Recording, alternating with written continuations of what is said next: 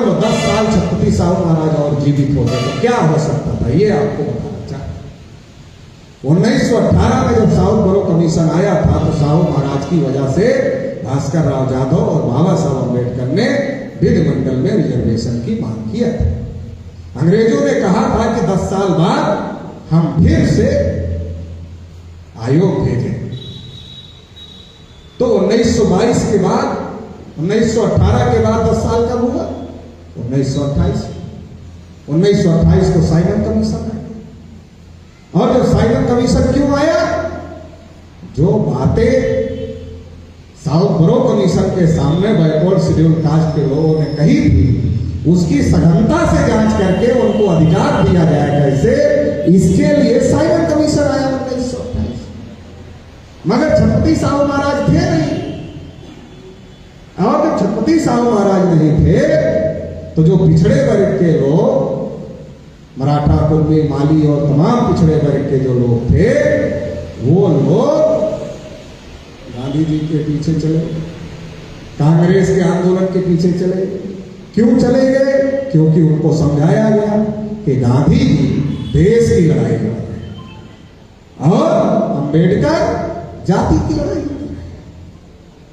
गांधी जी देश की लड़ाई लड़ रहे हैं और अम्बेडकर जाति की लड़ाई लड़ रहे हैं।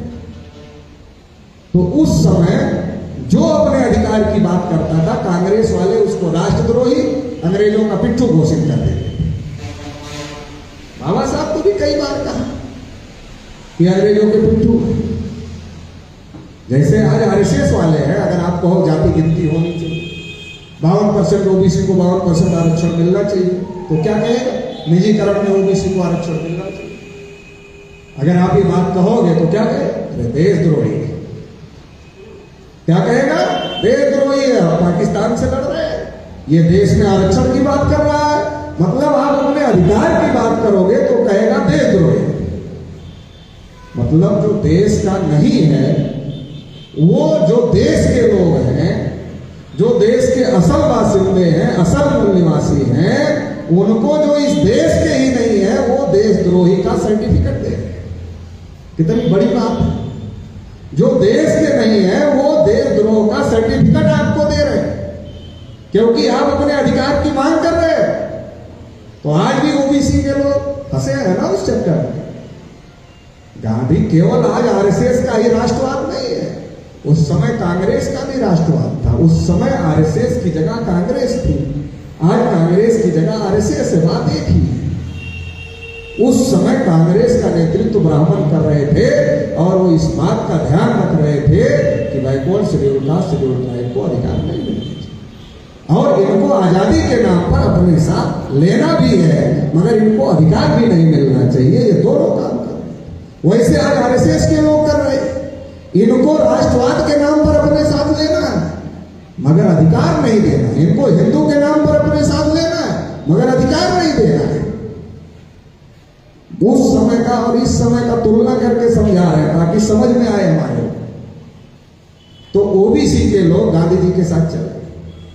अगर साहू महाराज होते तो ओबीसी के लोग गांधी जी के साथ नहीं थे, और अगर ओबीसी के लोग गांधी जी के साथ नहीं जाते तो Gandhi ji Simon go back का मूवमेंट चलाने लायक नहीं। हमारे लोगों की वजह से Gandhi ji Simon go back का मूवमेंट चलाने लायक हुए, नहीं तो साइमन गो बैक का मूवमेंट चलाने लायक नहीं होते। अगर वो साइमन गो बैक का मूवमेंट चलाने लायक नहीं होते, साहू महाराज होते तो साइमन सघन अध्ययन करता पूरे भारत का, और भारत में जो अधिकार वंचित लोग थे, backward schedule caste, schedule tribe के लोग, उनको उसी समय अधिकार मिल गए। अगर साहू महाराज 10 साल और जीवित होते, 1922 में गए, 32 तक अगर जीवित होते तो ये सारा मामला खत्म हो गया होता उसी समय। आज लड़ाई लड़ने की जरूरत नहीं पड़ती और आज देश पर ब्राह्मणों का कब्जा जो है वो कब्जा नहीं होता। इतना बड़ा मामला है छत्रपति साहू महाराज। साइमन दौड़ा नहीं कर पाए ठीक से, वापस चले गए। 1932 में गोलमेज सम्मेलन में बाबा साहब सेपरेट इलेक्ट्रेट लेकर के आए। आज ओबीसी के लोग कहते हैं कि डॉक्टर अंबेडकर ने ओबीसी के लिए क्या किया, ये बहुत बड़ा सवाल है। ओबीसी के लोगों को कुछ पता तो है। अब ओबीसी के लोग ये भी कहते थे, कुछ ओबीसी के लोग जय भीम बोलने लगे। तो जब ओबीसी का आदमी जय भीम बोलता है तो पंडित के पेट में दर्द बहुत ज्यादा होता है। शेड्यूल कास्ट का आदमी जोर से चौराहे पर जय भीम बोले, पंडित के पेट में दर्द नहीं होता है। मगर ओबीसी का आदमी कैसे जय भीम बोल रहा है, इससे तो पंडित के पेट में दर्द बहुत ज्यादा हो जाता है। तो दर्द बढ़ जाता है पंडित का जब ओबीसी का आदमी जय भीम बोलता है। तो आता है ओबीसी के पास आता है और कहता है, जवान हो गए क्या, महान हो गए क्या, जय भीम बोल रहे, क्या किया भीम ने तुम्हारे? अरे लिख ही तो रहे थे, 4 लाइन तुम्हारे लिए भी लिख दिए होते, लिखा नहीं तुम्हारे लिए। ओबीसी के आदमी को भी समझ में आता है, हाँ यार बात तो सही है, डॉक्टर अंबेडकर संविधान निर्माता थे, जब लिख ही रहे थे तो हमारे लिए भी 4 लाइन बढ़ा दिए होते, हमको आज लड़ने की क्या जरूरत पड़ती, 4 लाइन हमारे लिए भी लिख दिए होते। अब ओबीसी को ये नहीं पता है संविधान बनने की प्रक्रिया कब से शुरू होगी और संविधान कैसे बना, उसमें अंबेडकर को कितनी मशक्कत करनी पड़ी, अंबेडकर की कितनी बातें मानी गई, कितनी नहीं मानी गई, ये बहुत सारी बातें ओबीसी के लोगों को पता नहीं। क्योंकि जब 32 का गोलमेज सम्मेलन हुआ, बाबा साहब अंबेडकर लंदन गए तो गांधी जी ने अंग्रेजों को कहा ये भारतीयों के प्रतिनिधि नहीं है और शेड्यूल कास्ट के भी प्रतिनिधि, ओबीसी तो छोड़ो, कहा ये शेड्यूल कास्ट के भी प्रतिनिधि नहीं है। शेड्यूल कास्ट के लोग थोड़ा जागृत थे, बाबा साहब को मानते थे, बाबा साहब का संगठन था, तो उन्होंने लेटर लिखा भारत से, हजारों लेटर गए, खून से लिखे लेटर गए, हमारे नेता गांधी जी नहीं है, हमारे नेता डॉक्टर अंबेडकर है। जब ये लेटर हजारों गए तो गांधी जी को मजबूरी में अंग्रेजों ने शेड्यूल कास्ट का नेता बाबा साहब अंबेडकर को माना और शेड्यूल कास्ट के लिए बोलने की इजाजत बाबा साहब अंबेडकर को गोलमेज सम्मेलन में मिली। ये इतिहास है, ये पता नहीं, अगर साहू महाराज जीवित होते 32 तक तो या तो साहू महाराज ही गोलमेज सम्मेलन में होते या साहू महाराज अपना प्रतिनिधि गोलमेज सम्मेलन में भेजते और वो ओबीसी का मुद्दा भी गोलमेज सम्मेलन में उठाने का काम करता है। लेकिन साहू महाराज तो थे और जो ओबीसी के लोग थे साहू महाराज के जाने के बाद में वो गांधी को अपना नेता मान लिए थे और गांधी ओबीसी के रिप्रेजेंटेटिव के तौर पर भी गोलमेज सम्मेलन में थे। मगर गांधी ने ओबीसी का कोई मुद्दा उठाने का काम गोलमेज सम्मेलन में नहीं किया, बल्कि डॉक्टर अंबेडकर जो मुद्दे उठाते थे उनका गांधी जी विरोध करते। सबसे बड़ी देर डॉक्टर अंबेडकर की क्या है, ओबीसी को समझना चाहिए। आर्टिकल 340 तो उन्होंने दिया ही दिया, सबसे बड़ी देर क्या है, जब गोलमेज सम्मेलन में बाबा साहब अंबेडकर गए, उन्होंने पहले नंबर की मांग रखी कि भारत में एडल्ट फ्रेंचाइज लागू करो, वयस्क मताधिकार लागू करो। उस समय लंदन में भी वयस्क मताधिकार नहीं था।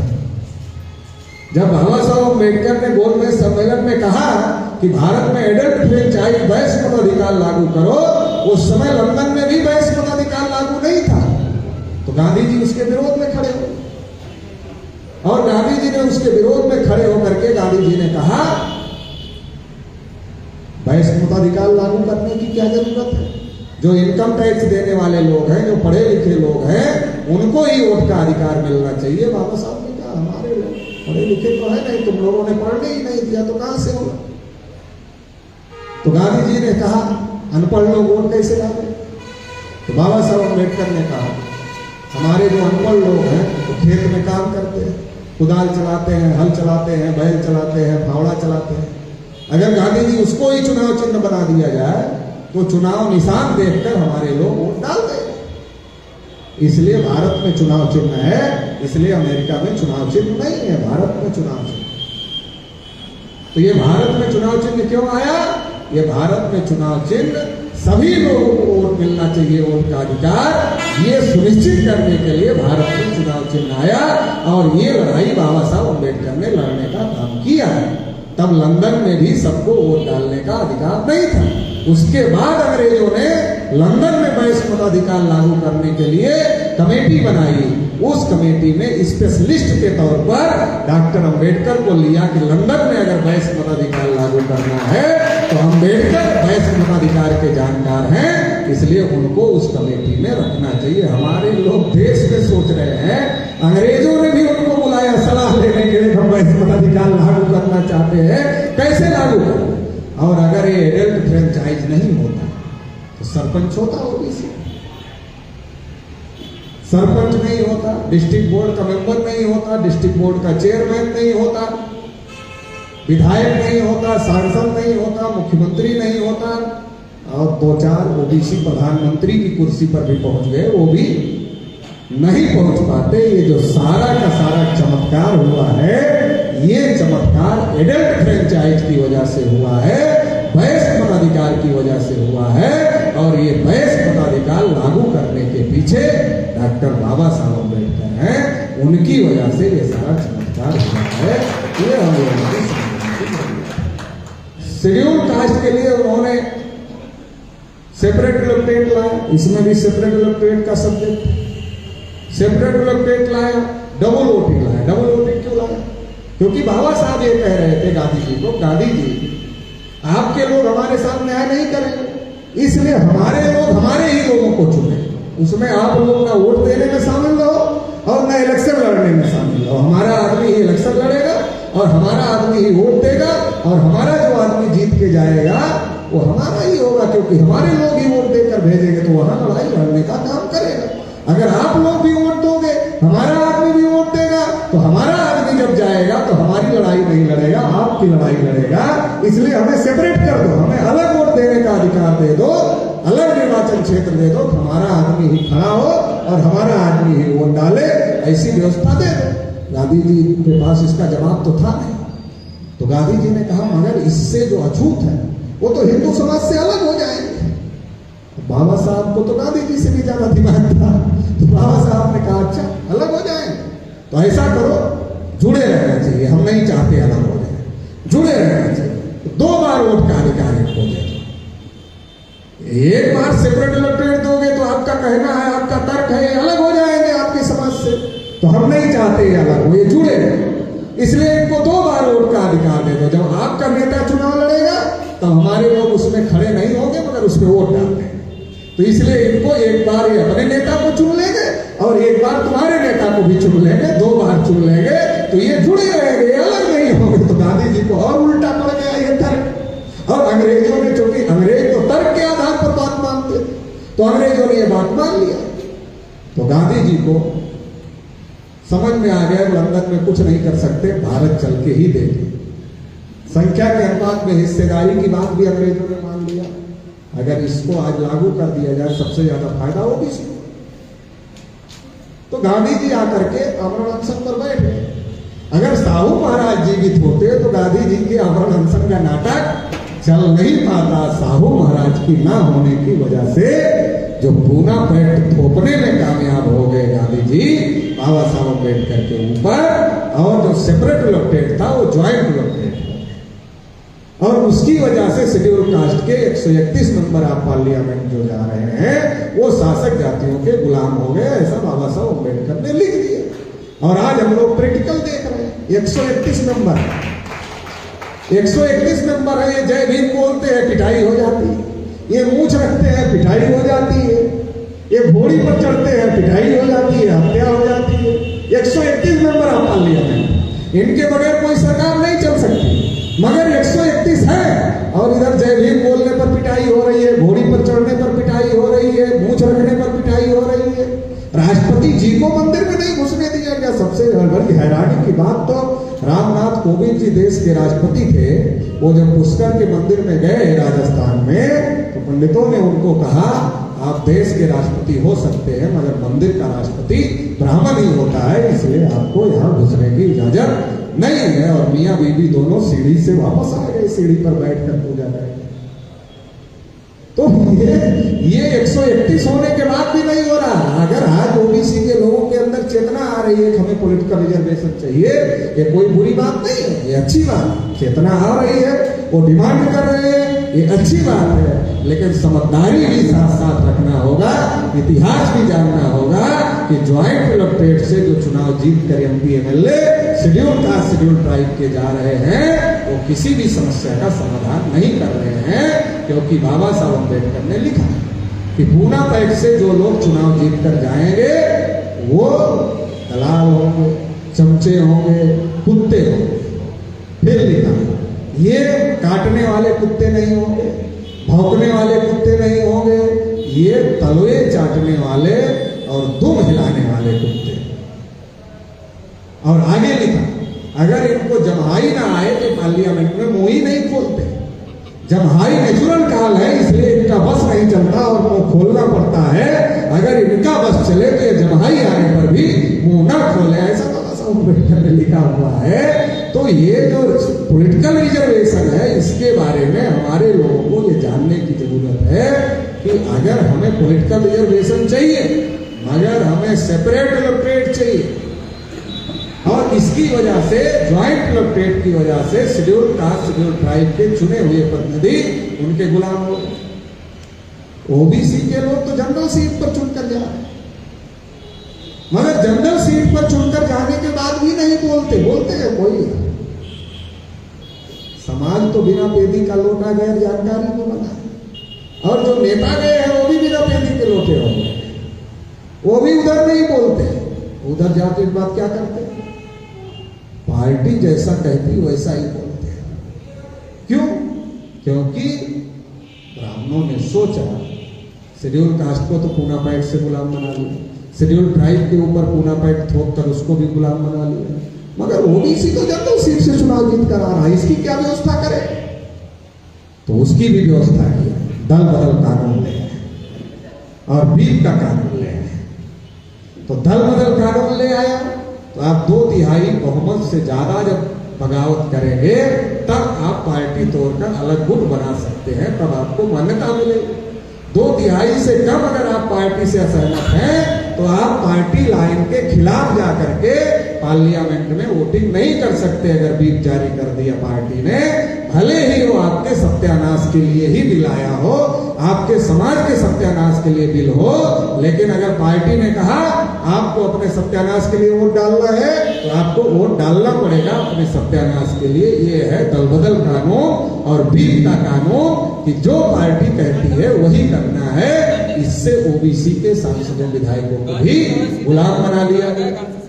कुछ ओबीसी एससी के सांसदों विधायकों ने अपनी पार्टियां बना ली, ओबीसी एससी के लोगों ने अपनी पार्टियां बना ली, वो अपनी लड़ाई लड़ रहे हैं, मगर उनको भी नियंत्रित कर लिया गया। और अब हर बैकवर्ड आदमी को ये पूछा जाता है, जहां लालू जी होकर आए वहां जाना चाहते हो क्या पूछा जाता बैकवर्ड आदमी को? जहां लालू जी को भेजा था उधर जाना चाहते हो? कहता नहीं जाना चाहते। नहीं जाना चाहते, ठीक है, चुप रहो। अगर बोलोगे ज्यादा बोलोगे तो ईडी का नोटिस देंगे और फिर उधर भेज देंगे। ईडी के डर से तो पूरी महाराष्ट्र की सरकार गिर गई।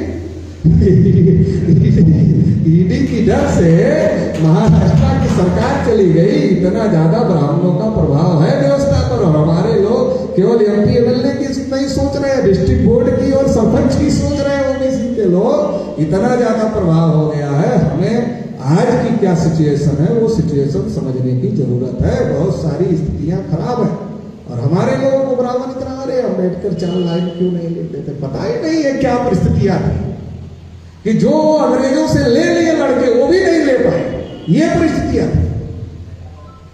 और संविधान सभा में गांधी कांग्रेस ने एक भी ओबीसी को टिकट नहीं दिया। 2-4 जो आए वो कांग्रेस के विरोध में लड़कर आए। कांग्रेस का अनियंत्रित बहुमत था, वो किसी को बोलने ही नहीं देते थे। बाबा साहब अम्बेडकर ने ओबीसी के लोगों को कहा, आप लोग तो बोल रहे। कहा क्या बोले? बदमाश लोग कुछ देंगे हम लोगों को? बाबा साहब ने कहा नहीं देंगे, कोई बात नहीं, आपकी आने वाली पीढ़ियां पढ़ेंगी तो पता चलेगा कि आप लड़ाई लड़े थे, उसके आधार पर वो लड़ाई को आगे बढ़ाएंगे, इसलिए बोलो। और ओबीसी के लोगों ने बोला तो नेहरू जी ने कहा सरदार पटेल जी का मामला है, वो देखेंगे ओबीसी आरक्षण। पटेल जी ने कहा कि अगर इस मुद्दे पर ज्यादा ये किया गया तो आजादी जो मिलने वाली है, आजादी टल जाएगी आगे, इसलिए पहले आजादी ले लेते हैं, बाद में ओबीसी के मुद्दे को देख लेंगे। बाद में देखने के लिए पटेल जी रहे ही नहीं। रहते तो जरूर देखते, मगर रहे नहीं, इसलिए देख नहीं पाए। और नेहरू जी ने ओबीसी के लिए कुछ नहीं किया। तो बाबा साहब अम्बेडकर ने अपने कानून मंत्री पद से इस्तीफा दिया और इस्तीफा पत्र में लिखा कि मेरे बार बार कहने के बावजूद नेहरू पिछड़े वर्ग के लिए आयोग नहीं गठित कर रहे थे, इससे मैं बहुत दुखी था और दुखी होकर के मैंने ये इस्तीफा दिया। आज ओबीसी के बहुत सारे एमपी एमएलए मंत्री छोड़ो, गांव का सरपंच भी ओबीसी के अधिकार के लिए इस्तीफा नहीं देता है। एमपी एमएलए मंत्री तो बहुत बड़ी बात है। तो हमारे लोगों को ये बातें पता नहीं है, इसलिए हम आपस में ही लड़ते रहेंगे।